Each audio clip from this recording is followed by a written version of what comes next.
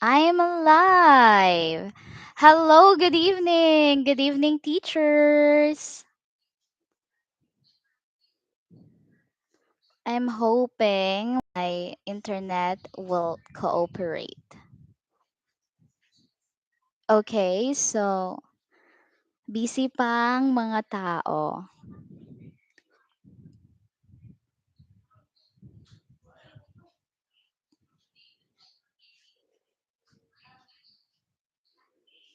Hello, good evening. Good evening, Mom Nieva. Good evening, teachers. Oh, may tatlo na. May 10 manunood na tayo. So, kumusta po kayong lahat? Good evening. Hello po. Hello, Ma'am Liza. Ma'am Liza, you are done taking the let last June 26, right? Good evening, Ma'am Regina, Ma'am Liza, Ma'am Rosana, Ma'am Cherry. Good evening. Good evening, Ma'am Ernie, Giselle. Hello, good evening, Leo. Hello, math pala. Okay, so actually, I intended to live or to review about the vocabulary, but may nag-request na mag-math tayo. Good evening. Hi, Ma'am Tala, good evening. Okay, so not to brag, but um, I really like math when I was in high school in elementary, but when I was in college, when I met statistics and probability and research different kind of measurement, ayun, naghanda lachi-lachi. Hindi ko na alam kung gusto ko pa yung math. Hala, pala ma'am, marami din lumabas ng Sunday. Yes, kaya nga ang daming nag-request na mag-math daw tayo kasi medyo nalilito pa sila sa math and also maraming lumabas sa lat kaya kahit ayaw natin sa math, I mean, yes, um, haharapin pa rin natin siya. Okay? So, maghanda na lang tayo. Nakapag-take na po ako, ma'am, ng June 26. Makinig lang po kayo kay Ma'am Talan, Sir Melvin. Super matutulungan po kayo. Wow! Thank you so much, Ma'am Liza. Okay, sige, I will take as a challenge kasi marami ang lalabas sa exam. Learn to love math na lang. That's correct. Yes. Thank you, Ma'am Nieva, for that wonderful advice. Okay, so teachers, let's learn to love math. Actually, math is very fun. It's fun. And today, we're only going to discuss about the basics. So, magsimula na tayo. Okay, Gen Ed Math, Let Review Drills by Teacher Tala Let TV. And thank you so much for watching. Okay, let's start. Okay, copyright this according to fair use policy under section 107 of the copyright 76, allowance is made for fair use, comment, news reporting, teaching, education, and research. Fair use is a use permitted by copyright statute that might otherwise be infringing. Okay, so magsimula tayo sa algebraic expressions. Okay, yes, mga old curriculum. Yung addition, subtraction, multiplication, division lang yung na-master natin, di ba? Tapos nung nag-high school, may kasama ng letra. Okay. So tingnan natin, finding variables, coefficient, and exponent. So maraming lumabas dito sa noong March also, March and also this June. I mean last June 26, last June let. So, tingnan natin, paano nga ba hanapin si variables, coefficient, and exponent? So, always remember that variables are any letters in the alphabet. So, mostly, or yes, most math equations use x, x and y. Wow. Good evening, upside down. Hello, Teacher Tala. Good evening, watching from Bahrain. Wow, good evening po. Gabi na din gabi na din ba dyan sa Bahrain? Okay. So, now let's talk about the variables. Okay. 13x squared. Nasaan ang variable dyan? Ano ang variable? Ano ang variable? Watching from Saudi Arabia. Wow. Wow, I didn't know na um nakikita may nanonood pala sa akin outside the country. Okay, that's correct. X or any letters used in the equation. Ano ba yung mga letters? A to Z. Pwede yang gamitin sa a math equation. Kaya always remember that variable is not just X. It could be Y, it could be A, it could be N, it could be M, it could be T, or any letters used in the math equation. So because sa example natin, 13 or sa given, 13x squared ang ginamit ay x. So the variable is x. Next, coefficient. Actually, it's called numerical coefficient. So from the word numerical, ano ang coefficient natin sa given? 13. That's correct, Ma'am Jonah. 13s or any number ano ba yan? Yes, it's called numerical coefficient. Um katabi ng variable. Katabi ng variable. Okay, next. That's correct. 13. Exponent. Ano naman exponent natin dyan? So, it's very easy, right? Teachers, you just have to what? You just have to know the parts, or yes, the name of the parts of an equation or of an expression. That's correct. That's 2. And it's called squared. Okay? 2. Now, how about teachers? Kung ganito lang yung ang given, ano ang coefficient? Ano ang coefficient ng x squared? Teacher, may coefficient ba ang x squared?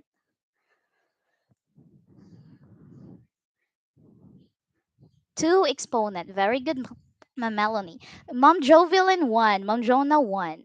Watching from Biluran. Wow, good evening. Good evening, Ma'am Melanie. 1. Okay, that's correct, teachers. Yung numerical coefficient natin dyan ay 1. Actually, all variables with no visible um, numbers nakasama ay always constant yan ang 1. Why is it, Teacher Tala, why is it not being shown or being written together with the equation, with the expression? So hindi yan kasali kasi wala naman siyang purpose. Why? Because every number you multiply by 1 is just the number itself. So wala siyang purpose diyan. So um inomit natin si 1, but always remember that 1 is always there. Kasama-kasama niya siya. Okay, kasama-kasama yan ni X. Okay, so si 1 dyan ay coefficient. And of course, 1, actually, it's actually 1x squared. But in math, it's simplified as x squared. X squared, that's already understandable that may 1 dyan. What time ka nag-start mag-live, Ma'am Tala? Actually, wala akong schedule na fina-follow. Maybe I have to make a schedule. Kasi magluluto pa ako ng hapunan. Actually, I just finished cooking dinner, and before I went live. Kaya hindi, wala talaga akong schedule na fina-follow. Maybe every after dinner, or hindi pa ako nagdi-dinner. So every after cooking dinner. Yes, lumabas po yan, Ma'am Tala, coefficient po hinahanap. Okay, that's correct. Yes, thank you so much, Sir Ryan. Good evening. Okay, so dyan, x squared, ang simplified expression, 1x squared, that is already wrong if that will be your answer. Next, 13x. Ano ang exponent? 13x. Ano ang exponent dyan? Ano ang exponent? Teacher, tala, may exponent ba? Wala namang exponent dyan. Ano ang exponent dyan? 13x. Yes, hello, Ma'am Eleanor. So, ang exponent natin dyan, same with the x squared. Kapag missing, very good, Ma'am Nieva. Kapag missing yung exponent, x lang, it's 1. 1. So, it means 13x, may 1 exponent. Teacher, tala, but wala na namang 1? But missing si 1? As I've told you, 1, wala siyang purpose. Why? Because it's just the same number. Okay? Just the same number. So, no need to put the 1. Okay, so that's why the lowest exponent na makikita nyo is 2. Is 2 ang makikita nyo. But mostly may x lang, walang 1. Okay? I hope that is understood, teacher. Next, let's go to some board exam questions. Okay, ito algebra.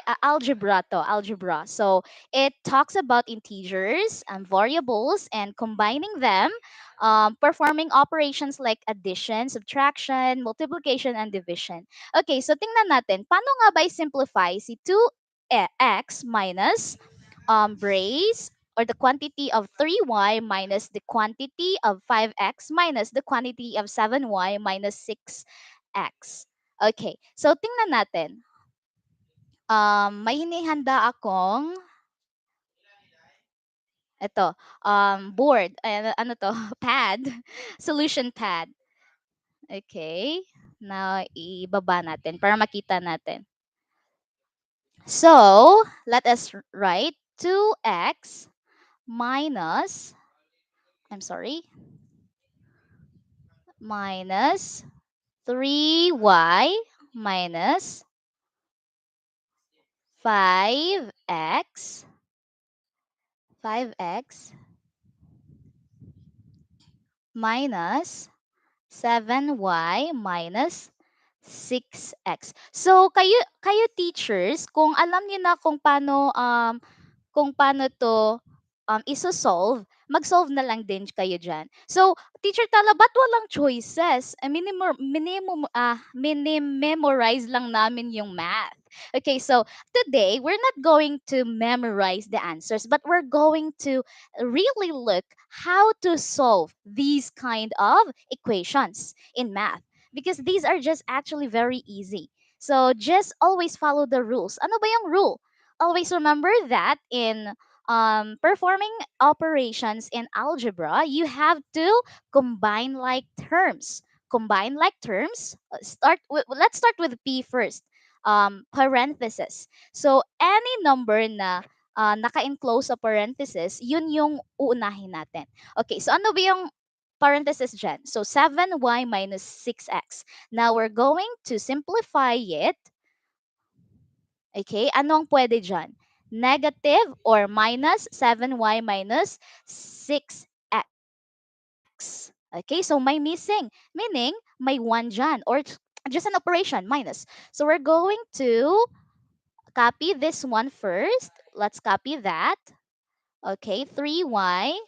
Actually, these questions, I also just got this from the reviewer or from the materials given to me by Sir Malvin. So parang na-discuss na rin niya to. So 5x. So tanggalin natin ang parenthesis, magiging minus 7y of course. Negative times positive, that's negative. And negative times negative, that is positive 6x.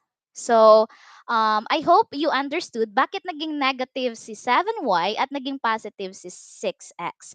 Kasi in multiplying integers, um, uh, opposite signs take the negative sign, while the same signs take the positive sign. Okay, next. Tanggalin naman natin si bracket. So, ang mangyayari dyan is 2x minus 3y. So, tatanggalin natin si bracket. Kaya, magiging negative 5x.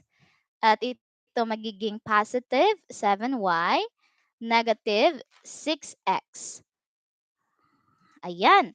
So, next is, tatanggalin naman natin si brace. Teacher Tala, ba't hindi pa po kayo nag-combine dyan? Pwede nang may makombine dyan. Ang unahin natin teachers ay yung mga brackets, parentheses, and brace para hindi tayo maguguluhan. Okay? So, next is, tatanggalin natin si brace, kaya magiging 2x minus 3y plus 5x minus 7y plus 6x. Okay, so nandito na tayo. Tapos na, wala nang mga um, ano bang tawag dito? Wala nang mga partitions. Kaya ang gagawin natin, we're going to combine like terms. So ano ba dito ang like terms? 2x plus 5x plus 6x. How much is that? That will be 13x. Next is negative 3y minus 7y because that's negative, same sign, that will be addition. So we're going to add 10y. So, ang sagot natin dito ay 13x minus 10y. 13x minus 10y. Tingnan nga natin kung sino may nakakasagot. Okay, 13x minus 10y. Very good, Ma'am Gigi. Kasama yan ng exam ng Sunday, nakaubos nga lang ng oras kakasolve. Kaya di ko na po na-solve. Okay,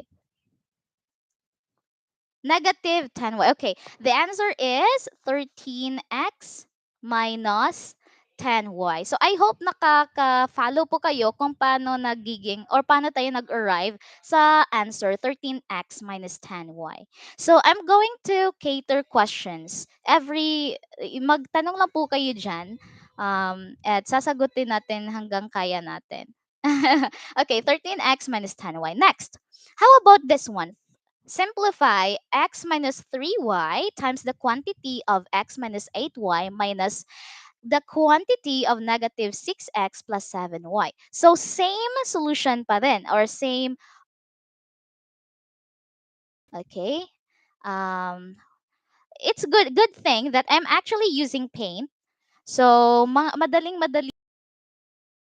I-try natin.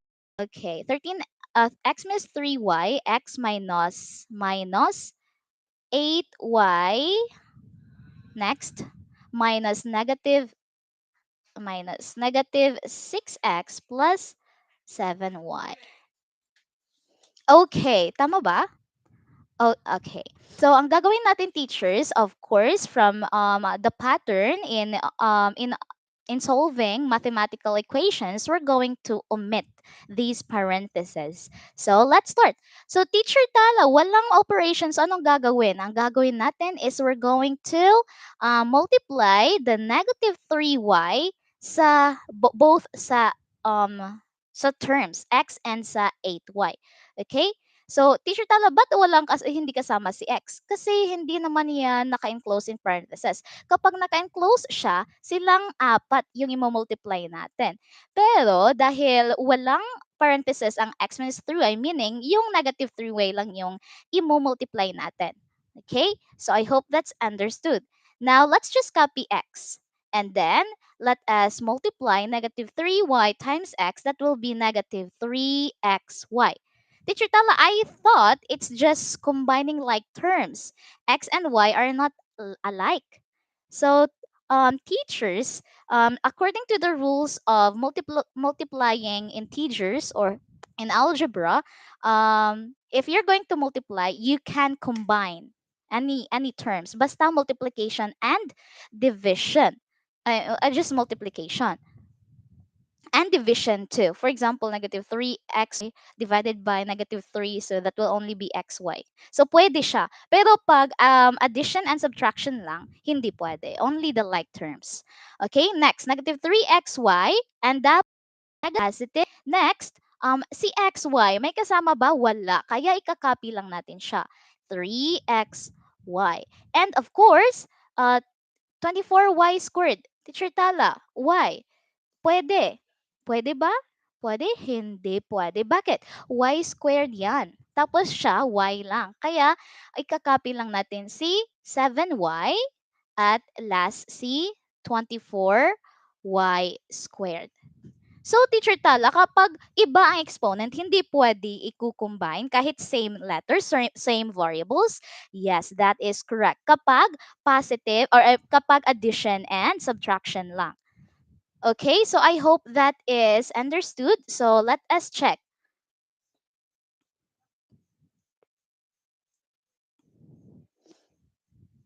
Okay, 7x minus 3xy minus 7y plus 24y squared.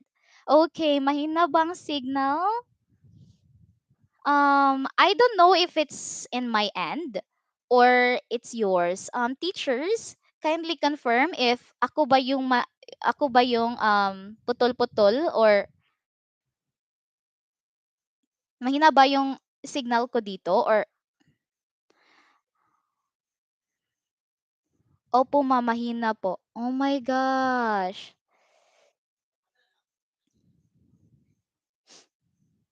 Okay, but positive po yung 24y squared. Okay, teacher, sino yon? Si Ma'am Krista. Ma'am Krista, kasi negative 3y times negative y. So because the same sign which are negative, puro sila negative, ang mangyayari dahil sa multiplication rule, we're going to make positive 24y squared.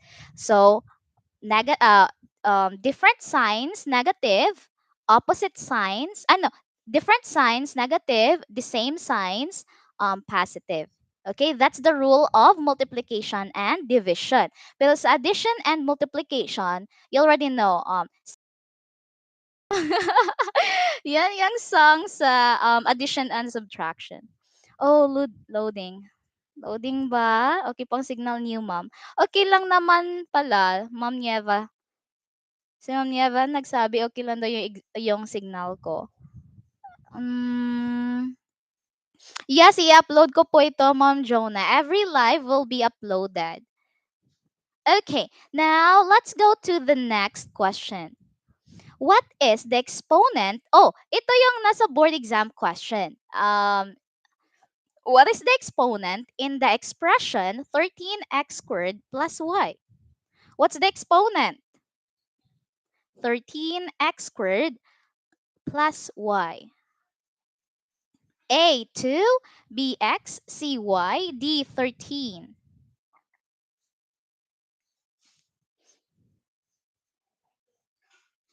Oh, yes. Okay. Yes, negative po yun, Ma'am Krista.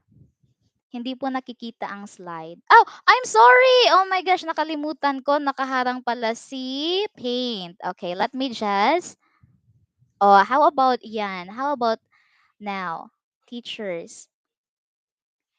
Okay, that is two. Very good. Now, let's go to the next question.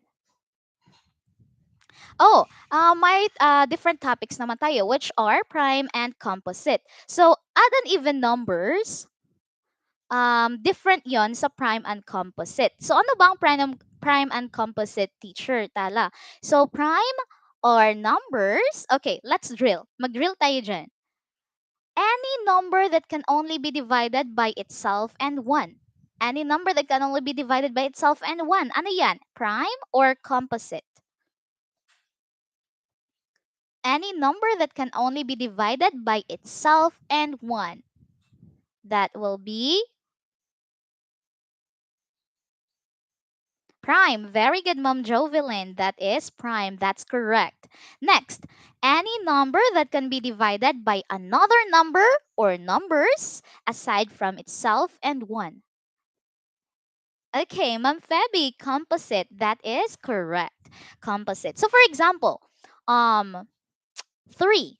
3 is what number? What kind of number? Prime or composite? 3. 3 teachers.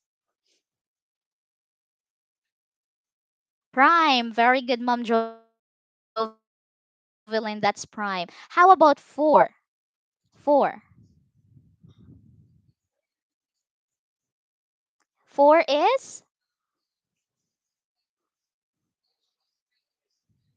it's composite. Very good. Yes, yes, very good, Mom Jovelyn. So 4 is composite because the factors will be, or it can be factored by 2, 1, and 4. 2 times 2 equals 4. 1 times 4 equals 4. Next, how about 7? Of course, that's prime because only 1 and 7 are its factors. Next, what is the lowest prime? Oh, teacher, baka lumabas to sa board because I think from the past board exam, lumabas to. What is the lowest prime? What is the lowest prime?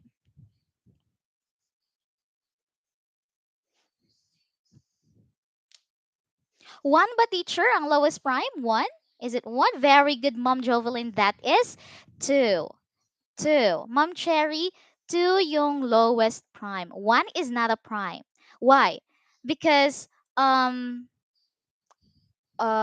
actually I forgot what do you call the one, but it's not one. Why? Because if you're going to square or to get the square root of one, we can't. What is the square root of one? That's one.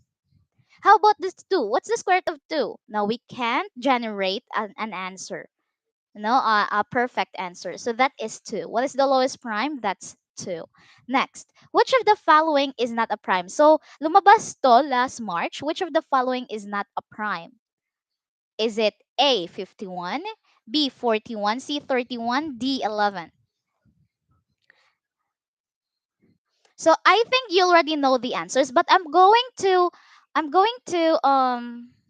tell you, teachers, paano 11 not a prime. Mom Joyny, not a prime po.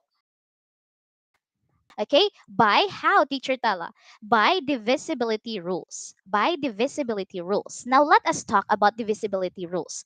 So if a number is divisible by 2 if the number ends with an even number. So for example, 3, 4, 5, 6, 7, 3, 7, 8, 9, 3, 7, 8, 9, 2. Is that divisible by, okay, I'm going to show my paint again. So divisibility rules, no, lesson to ng grade 6 I think or grade 5. So 3, 4, 8, 9, 7, 4. So what's the last number? It's 4. Is it an even or an odd number? That's an even number. So is it divisible by 2 or no? Divisible ba siya by 2? Ano ba yung rule? Any number that ends with an even number by 2. Uh-huh. 3. When the sum of the digits when the sum of the digits is divisible by 3. For example, let's take for example 51. Okay? 51. Moment, baka sa akin, baka yung signal ko.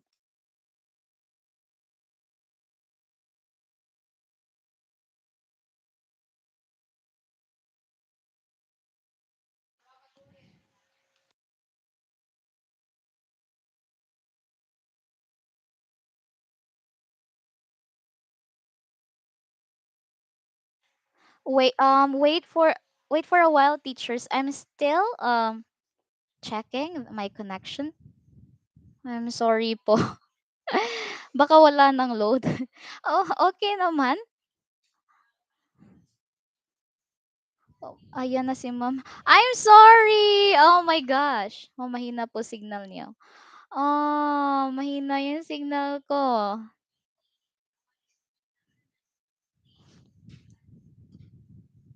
Um,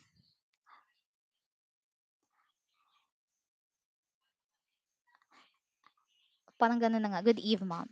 Okay, how about now? I hope mag-cooperate si King si Mary. Let's nawala ulit.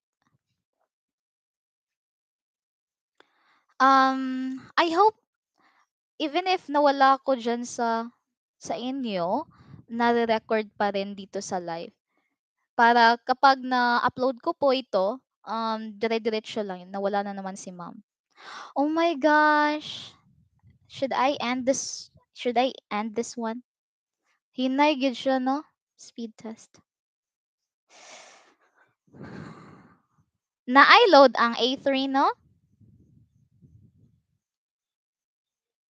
Ha? Wala de.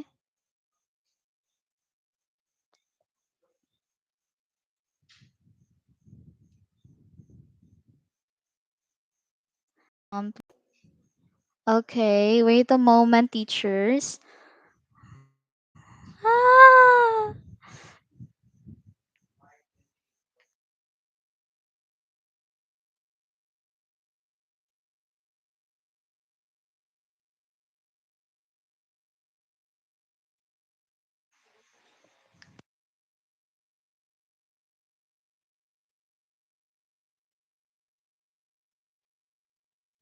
Oh, wala nang load yung modem. Okay, mom, just continue. Okay, so let us continue. 2, 3, and 4 lang tong piniprepare ko. So if you want to master the divisibility rules para mas madali yung matingnan kung sino yung prime, kung ano yung prime and ano yung composite, um, you can actually search in Google. You can just search divisibility rules. So sa 4 naman, when the last two digits are divisible by 4. So for example, kahit gaano pa karami yung digits ng isang number, kung yung last two digits are divisible by 2, or by 4, I mean, can be that number that no, no, no, no, not 8, 9. I'm sorry. Kaya pala, 12. So, 3, 8, 2, 0, and 8. So, that's it. 9, 3, 2, 0, 8. Okay, so, divided siya. So, meaning, this number can be divided. So, na-prove na natin. So, in determining the composite and prime number, you don't need to really get the factors of each special ng oh, ay, ay, ay, bakit ganiting hello teachers, nandyan pa ba kayo or ako na yung nawala? uh oh my gosh, actually, in my place right now we are having a bad weather. Yes, ma'am. Okay. Just now ang lakas ng naman eh. Okay. Now, the answer here is letter B, y equals x. Why? Are you familiar with the x and y coordinate, the Cartesian plane by René Descartes?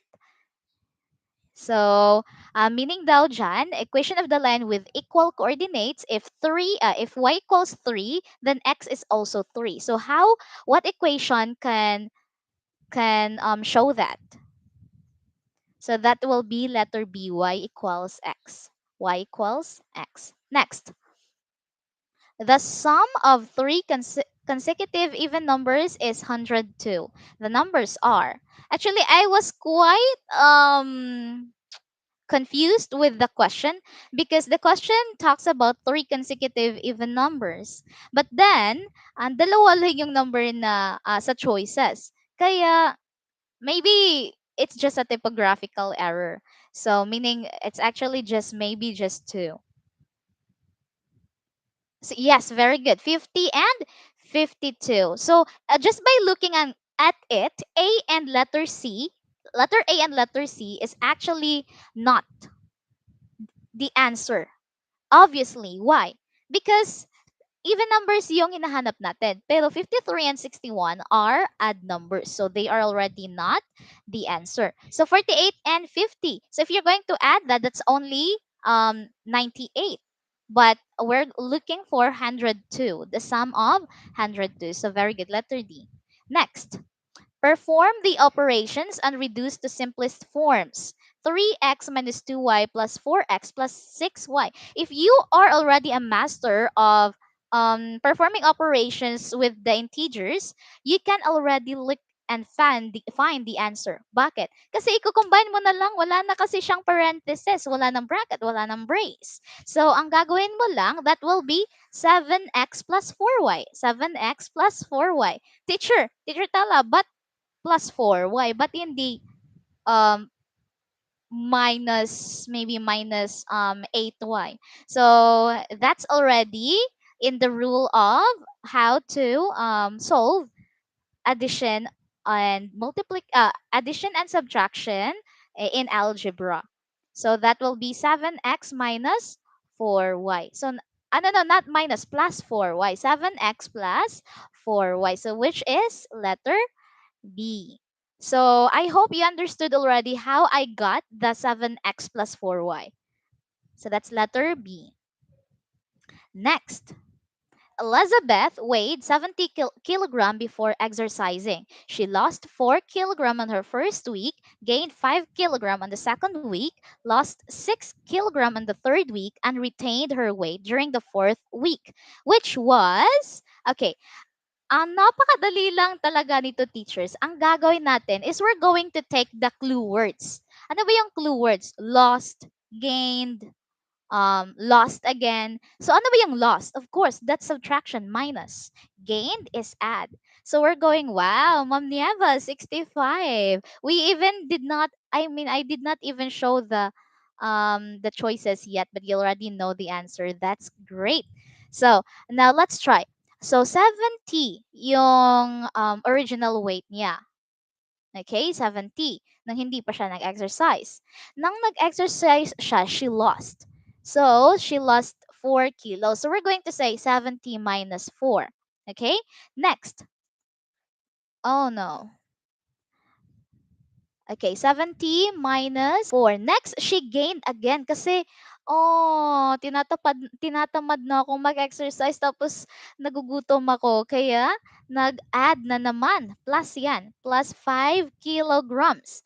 Plus 5 kilograms on the second week and lost. And nabahala na naman siya kasi nag-lose siya ng 4 kilogram and then nag-add siya ng 5. So, oh, nako, malaking problema yan. Kaya, nag, nag-exercise na naman siya. Nag 6 kilogram, nag minus 6 kilogram, and then retained her weight. So, yan yung equation natin. And we're just going to perform it. So, 70 minus 4, that is 66, right? 66 plus 5, 71 minus 6, that is 65. So, ayan. So, hindi niyo pala nakita. Hindi niyo pala nakita yung solution ko. Oh my gosh. So 70 minus 4 kasi nag-lost 4 kilograms siya on her first week, gained plus 5 and then lost again with 6 kilogram, so minus 6. So i-add lang natin or i-perform lang natin yung operation. 70 minus 4, which is 66 plus 5, 71 minus 6 equals 65. So the answer here is, yes, 70. Oh, I'm sorry. 65 kilogram, which is in letter C. Letter C. Okay, very good. Next.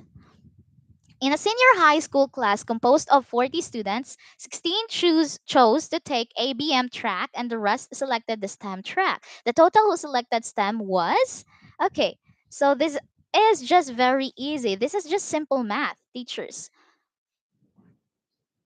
Okay, let's just delete this one. 40. 40 students. So sa 40 students na to, may 16 students na nag-take ng ABM. How much daw or how many students daw yung nag-take ng STEM? So unknown. Ano ba yung unknown? So we can take any variable. It could be any letters in the alphabet. So we're just going to, kasi mostly or commonly use si X, we're just going to use X. So meaning let X be the number of students who took the STEM track. Okay, and 16 for ABM and the total number is 40. So meaning 16 plus X equals 40. Next, so 40, 6, i-transpose or i-transfer natin sa X dito and that will become, transfer X, that will become negative X 16 minus,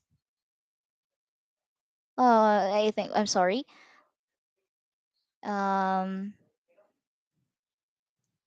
ilipat natin si 40 dito sa kabila. Equals 40. Equals 40. So, i-transpose natin si 16. That will become minus 16. So, X equals, oh, I'm sorry, equals, that is 24. So, 24, ano, sino ngayon si X? X are the number of students who took up STEM track. So, 24 yung answer. Tingnan natin kung nandyan ba siya sa choices. 24. That's very good. Okay. 32, 8, 20, 24. Yay! That's letter D. Now, nakita natin si answer. It's D, 24. Next, Carlo had an average of 70% in his first two tests and an average of 80% in his next three tests. The average for his five tests is, so 70 and 80. So, tingnan natin. 5, that will become 7, 35, 30, that will be 6. So the total average or the average for all the five tests, for all Carlos five tests, is 76. So, hindi niya nakita na naman. Nakalimutan ko talaga. Okay, 70 to 40. And then, nag-arrive tayo ng 380, ng sum of 380. And, i-divide natin sa number of tests, which is 5. So, the answer is 76. Tingnan natin kung nandyan ba siya. Nandyan ba si 76? That's correct. It's letter B, 76. Very good. Next, punta naman tayo sa prime factorization. So we already are familiar with prime and composites. Now we're going to talk about prime factorization. Ano ba yun? Ano ba to, Teacher Tala? So a number, any number, you will already know that it can be factored, right? So paano ba natin malalaman kung ano yung mga prime numbers na nasa sa number na yan? So we can use a factor tree. So for example, the board exam question. The prime factors of 72 are, Teacher Tala, paano ba to? Okay, don't panic, teacher. Don't panic, teachers. So we're going to, it's just very easy. Always remember that math is easy and it's always fun. Always fun solving math. Okay, na bida natin si 72 natin ngayon. 72 ngayon. Now, we're going to get the factors. Ano ba yung mga factors? Yun yung numbers na kapag minamultiply mo, mag-result sa 72. So, the easiest is 8 times 9. So now, can it still be factored? Can it still be factored? Yes, 8 can still be factored, can still be multiplied by 2. Can still be factored with 2 and 4. So 2 times 4, that's 8. And also 9, because they are still composite number. Now, may prime na tayo. 2, 3, and 3. So, meaning, hindi na natin siya gagalawin kasi prime na yan. Okay? Next, ang 4, composite pa yan. Kaya, i-divide pa natin. 2 and 2. So, ano yung prime? Prime numbers in 72. That will be 2 cube or 3 twos times, which can be denoted by a small dot, and 3 squared. Or you can just simply write 2 times 2, 2 times 2 times 2 times 3 equals 72. Next, what is factor tree again? Factor tree is actually a set of numbers from, or like it's finding the factors of a number until you can't factor anymore. So what are those numbers that can't be factored? Those are prime numbers. So ganun. Actually, just earlier, nag-thunder. Ano ba yung nag-thunder? May thunder kanina ang lakas-lakas. Dugdug yan sa Bisaya. Kalimutan ko sa Tagalog. Okay. Now, board exam question. The prime factors of 56 are. So when you already know how to factor numbers, you can just actually look at the number itself and you can already picture out what are the prime numbers. So 56, that will be 8. No. Uh, 7 and 8, right? 7 and 8, and 8 is 2 times 2 times 2, 2 cube. 8 is a result of 2 cube. So 2 times 2, 7, 1 7, and 3 twos. 3 2. So meaning 7 times 2 times 2 times 2. Now, that's where's the answer? Of course, that's already very, very obvious. So teacher, Tala, bakit letter B is not correct? 7 times 8 equals 56. Why? Because we're looking for the prime and 8 is still a composite. And also the same with C and D.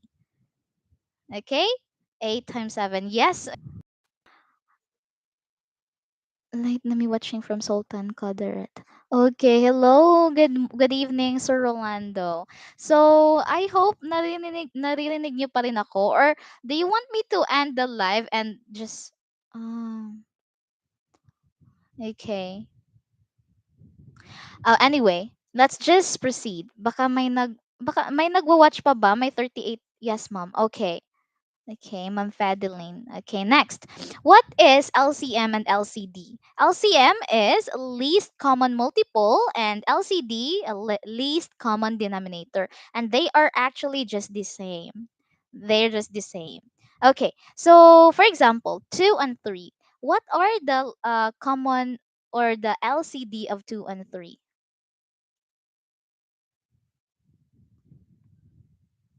A, 3, B, 9, C, 12, D, 6. Actually, ang turo ni Sir Melvin is when you're going to, kapag LCD, you will look at the choices first. And now, you're going to divide it from the given. Diba? Yun yung turo ni Sir Melvin. Okay, so actually, yes, that's correct. Letter D, 6. Wow, teachers, good job. So it's letter D. So 6 can be divided by 2 and 3. Okay, that's correct. Opo, yes. So, pero may ituturo din akong way kung paano. So, in LCD, the answer is the same or bigger than the biggest number given. Okay? Is the same or bigger than the biggest number given. For example, 2, 3, and 12. What is the biggest number? It's 12, right? So can 12 be divided by 2, 3, and 12? Yes, of course. So 12 is their LCD. 12 is their LCD. Now I'm going to teach you a way. So that what's the rule? The rule is break down the given using prime numbers. Nalimutan,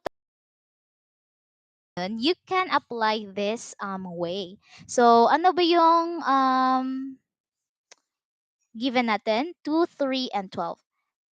So we're going to use the composition method. So ano ba yung number na pwedeng ma-divide kay 2 para magiging 1 siya? So that's 2 still, right? 1 and 3, can 3 be divided by 2? No. So you're just going to copy. 12 can be divided by 2? Yes. So that will be 6. Now, 3 and 6, pwede bang ma-divide? Yes. Yeah, of course natin rang 1, 2 times 3 times 2 equals 12. So their LCD is 12. Their LCD is 12. Okay, yes, i-upload ko po ito. Now, let's look for a board exam question. So, may isa pa, roster method. Ano ba yung roster method? I-list nyo lang yung multiples ng bawat isa. So, for example, for 2, what are the multiples for 2? 2, 4, 6, 8, 10, 12, 14, 16, 18, 20, 22, 24. And how about for 3? 3, 6, 9, 12, 15, 18, 21, 24. Next, for 12, 12, 24, 36, 48, 60. Now, we're going to look for their common. Ano ba yung mga common? And actually, teachers, if these are big numbers, mas mahihirapan pa kayo. Yes, roster method or listing method. So, mahihirapan pa kayo kasi kapag bigger number, meaning mag-i-extend pa siya. Okay, so tingnan natin. Okay, may common tayong 12 and 24. Pero yung hinahanap natin is least. Sino ba yung lesser? 12 or yung 24? Of course, 12. So 12 is the answer. So listing method or decomposition method. It's which is very easy. Ang decomposition method, right? Mas easy yung decomposition method. Hindi mo na kailangan mag-list down ng multiples. Next. Okay, this is a board exam question. The least common multiple of 8, 6, 3 is, okay, tingnan natin. 8, 6, and 3. 8, oh, I'm sorry. Dito sa gitna. 8, 6, and 3. Now, what we're going to do is yung aim natin, gagawin natin siyang 1. Kaya, teacher Tala, can we just directly use 8 para maging 1? No. What we're going to do is we're going to use prime numbers. So we can start with 2. 2. So 4, 6 divided by 2, that's 3. 3 divided by 2 cannot be, so we're just going to copy 3. Next, let's start with 3 first para hindi na masyadong mahaba. So 1. Next, and 2 pa rin. So 1. So we're just going to multiply all these prime numbers.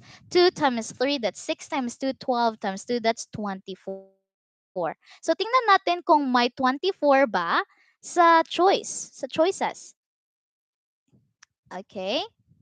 Mm, A, 72, B, 48, C, 96, D, 24. No, you don't need to. What are you going to do is you're just going to multiply them all. So 5 times 2, 10 times 7, that's 70. Tingnan natin kung may 70. That's letter D, 70. Okay?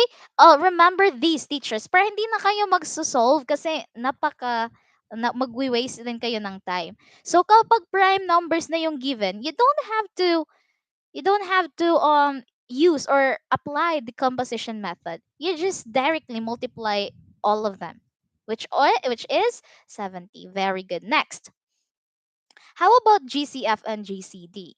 Okay, what is GCF? Graded pwede yon. So in GCF, always remember, sa LCD or sa LCM, the answer is the same or bigger than the biggest number given. In GCF, it's opposite. The answer is the same or lower than the smallest number given. Yes, okay. Okay, tingnan natin. So 4, 12, and 20. Ano ba yung GCF niya? Is it 5, 4, 12, or 2? Ano ba yung smallest number? 4. Ano ang smallest number? 4. That's correct. May 4 ba sa choices? Yes, meron. Now, ano ang next na titingnan natin? Tingnan natin kung ang 4 ba is can be divided or is ang 4 ba pwede ba siyang maging divisor ng 12 and 20? Pwede ba? Yes. 4 ang answer. Titingnan natin yung factors. Okay. Okay, Ma'am Nieva and Ma'am Mary Grace. Next.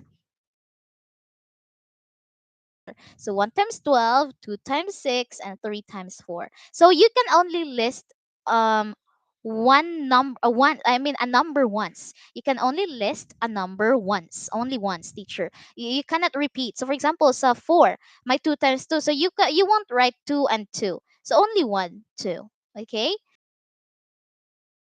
And 4 times 5. So now, ano ba yung 2?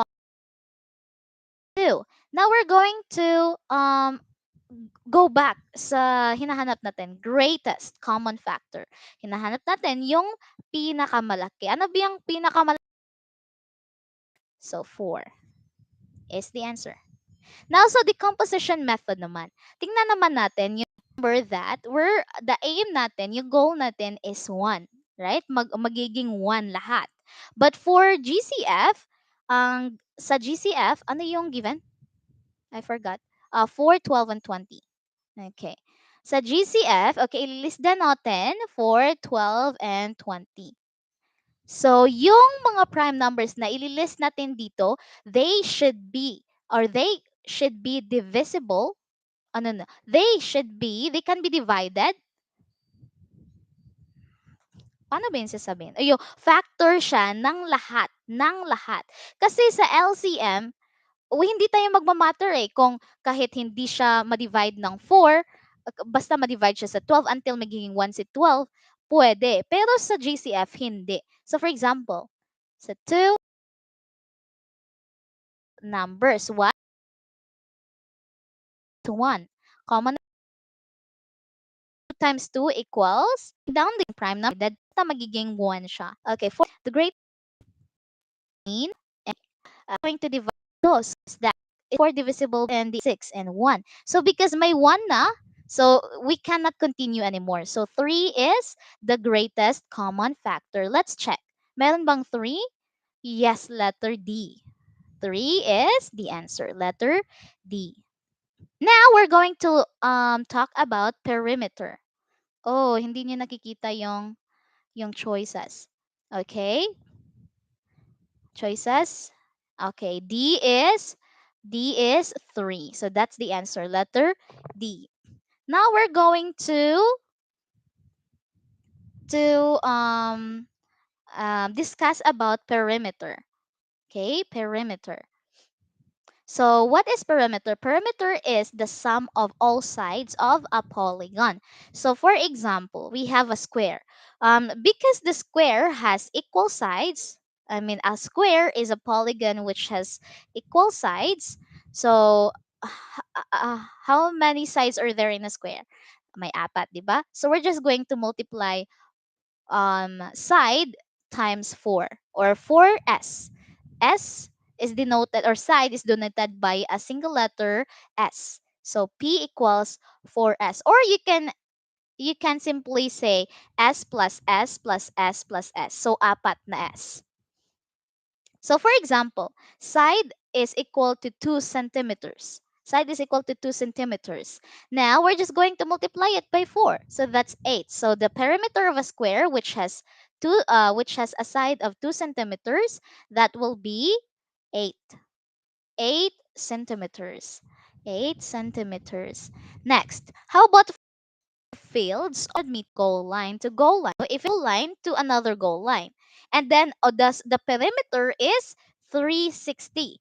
360 lahat. So only one side lang yung 100. So ano daw yung width? Ano daw yung width? So it could be, oh wait, I'm going to show you how it's done.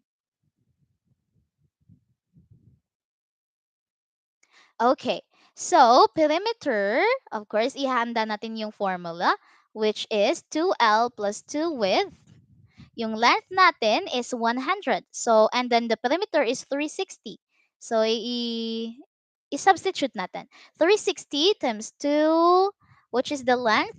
What is the length? 100 plus 2 width, which is the unknown, which is the missing. So 360 equals 200 plus 2 width.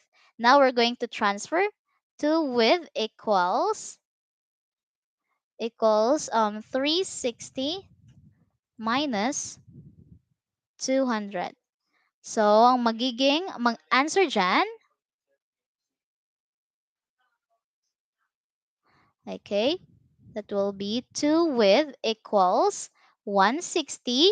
Now, to get the width, we're going to divide them by 2. Divided by 2, divided by 2, that will become width is equal to 80. So, ano yung unit? Meters. 80 meters. Tingnan natin kung nandyan ba siya sa choices. Tingnan natin. A, 86 meters. B, 80. That's correct. So, nandyan si letter B.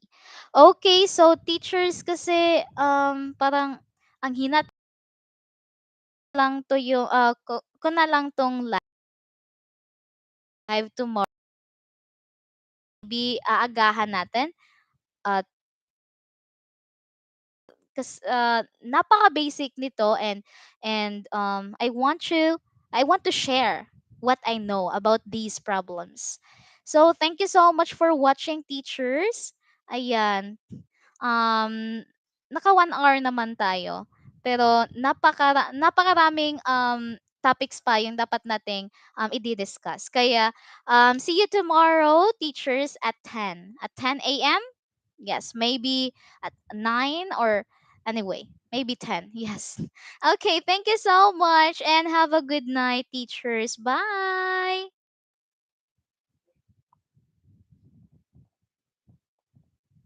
Goodbye, teachers. Parang hindi nyo na talaga ako naririnig. The weather is so bad. Yes, okay. I-upload ko pa ito, Ma'am Lilibeth. Yes. Thank you. Yes, thank you, Ma'am Jonah. Good night po. Good night po sa inyong lahat, LPTs. So, magbasa na lang muna tayo kasi hindi nakiki-operate si Signal. Yes. Thank you, teachers. Goodbye po sa inyo.